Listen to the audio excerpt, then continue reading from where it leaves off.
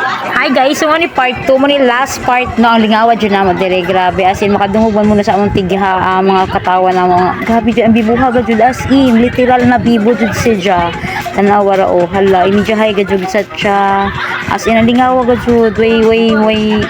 makialam way nakahalubili mga lain so as in literal nga di ba ang bibuha ga jud grabe duman isa jud diri tanawa, paminawa, ijay cute guys, grabe, as in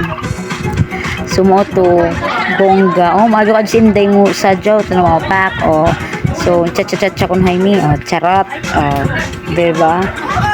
pak, diba, mago ka dyan, sakjud, cute, halaga jud, as in, nagtanaw, mago ka dyan, kriano, pak, mago ka dyan, giling, shit, charot, ito na, gunit ng baso ilibot ang baso tanawas inday gadjuk pak grabe ay nako diba ang bibuhat jud na mo ani na may usa diha nga birthday nga wa jud ni apil sa jaw na naglingkod na skilid si Jana diha shout out Eileen na charot madyo ka jud mo sa jaw pak showdown pak grabe inday pearl pak diba grabe na hawd ka jud ni sila kuan agoy mo na diha na uto